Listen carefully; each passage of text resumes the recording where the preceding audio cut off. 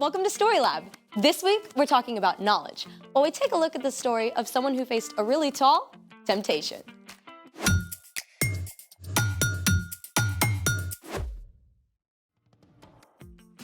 Hey, I'm Skylar. And I'm Sebastian. We're talking about knowledge, which is learning something new so you can be better at whatever you do. I've recently discovered some new stuff. Like what? Well, I made a quiz for you. It's gonna be out of this world. Is that a clue? We're gonna find out how much you know about stars. Wait, like stars? Or stars? I mean flaming ball of hydrogen and helium kind. Is there a prize? 1 chocolate bar for every right answer. Full size? You bet. To be delivered through the prize tube extraordinaire. I'm in. It's time to play The Out of This World Quiz Show. Here's your first question. What type of galaxy is the Milky Way? A, elliptical, B, spiral, C, lenticular, D, medical. Oh, I know this one. It's, A. No, I mean B. B, spiral. Final answer? Final answer. Let's see if you're right. Yes! Spiral is correct. You get 1 Milky Way bar. Yum. Hey, I won that. Maybe. You must wait for the final test. Okay. Question 2. What is the nearest star to our solar system?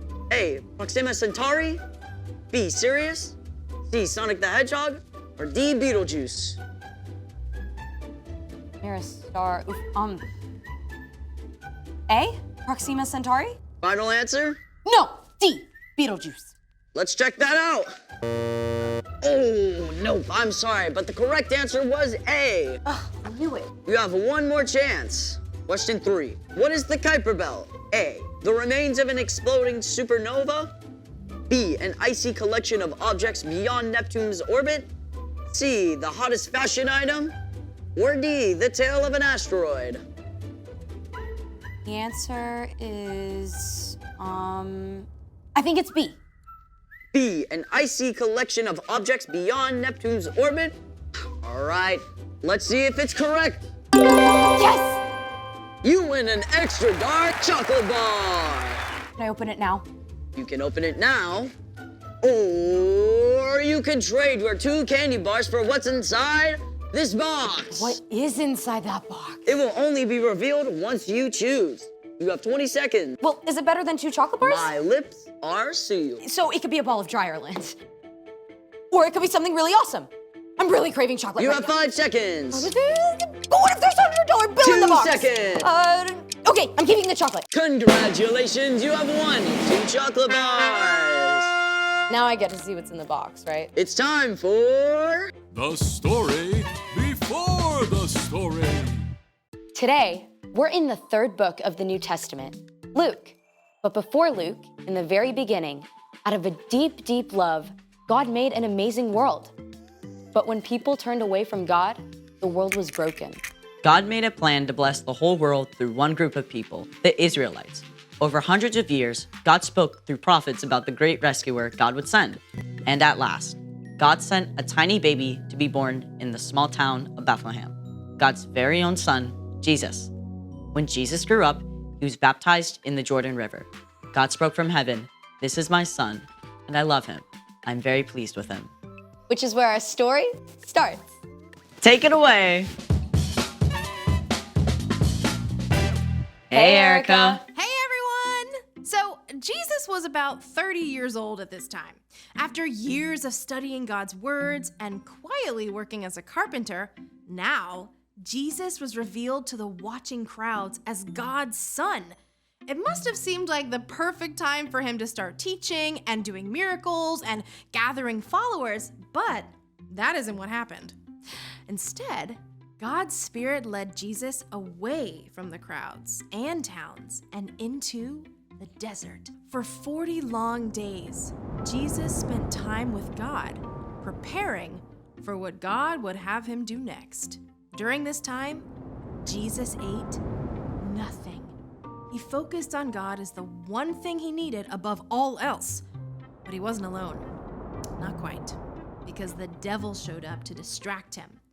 You must be so Hungry? Surely God wouldn't mind if you had just a little snack. Jesus was God's son, but he was also fully human too. And as the 40 days passed, he became desperately hungry. The devil refused to leave Jesus alone, needling and tempting him at every opportunity. At the end of the 40 days, he offered Jesus a large, smooth stone. If you really are the Son of God, tell this stone to become bread. It must have been so easy for Jesus to imagine that rock as a crusty, warm loaf. As God's son, he had the power to change the stone to bread in an instant. He could have torn off large, chewy pieces to satisfy his deep hunger right away, but Jesus knew every word that God had spoken, and he was ready with an answer. It is written, man must not live only on bread. If that's the way you want it.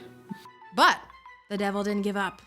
He led Jesus up to a high place where the whole world appeared to spread out beneath him.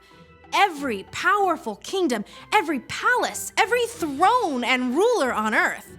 The devil smiled, smooth and seemingly in control. I will give you all their authority and glory. It has been given to me, and I can give it to anyone I want to. If you worship me, it will all be yours. Jesus knew that one day he would rule all the nations of the world. He had come as God's rescuer, but to take this easy way the devil offered would destroy God's plan. Once again, Jesus spoke God's words. It is written, worship the Lord your God. He is the only one you should serve. The devil was seething. He couldn't tempt Jesus into taking the easy road, but he had one final shot to try. The devil led Jesus to the city of Jerusalem. They stood on the very highest point of the temple itself. The worshipers below seemed small as ants. If you are the Son of God, throw yourself down from here. It is written, the Lord will command his angels to take good care of you. They will lift you up in their hands. Then you won't trip over a stone. The devil wanted to trap Jesus, to make him panic. Does God really love you? Prove it. But again, Jesus had God's own words at the ready. Scripture says, do not test the Lord your God. The devil was furious. He couldn't trip Jesus up no matter what he tried. So at last, he left until he could find a better chance. When the devil was gone, God had sent angels to take care of Jesus and provide everything he needed. Jesus had spent his whole life discovering God's words and spending time with God. And so when he had to make some tough choices, the words were right there. 40 whole days with no food? I can't even imagine that. Yeah, I sure do not make good choices when I'm hungry. And it's not just when you're hungry. Difficult choices can show up at any time. And remembering what's true can help you make the wise choice. So, what's our part in the story? Well, before you remember what's true, you have to discover what's true. You can start by reading God's words in Scripture. And memorizing it too. And you can spend time talking with people who've been following God a while. Here are some super important truths to start with. God made you and loves you. You are so valuable that Jesus gave up his life so that you could have a relationship with God forever. God always hears you when you pray and is acting to provide what you need, even if it's not in the way you expect. And you can know the most important thing is to love God and love others. Exactly. The more those truths are rooted in your heart, the easier it is to face tough choices. Maybe you're at a friend's house and they're trying to get you to watch a show your parents specifically said you can't watch. You can remember that you are already deeply loved by God, so you don't have to do something wrong just to be liked. Or when your little sister is bugging you and you're about to snap, you can stop and remember loving others is more important. Exactly. I think y'all got it. See you next time. Bye, Erica. So here's the thing. Remembering what's true can help you make the wise choice. Now do I get to see what's inside the box? Sure. Get that away from me! It could be covered in chocolate.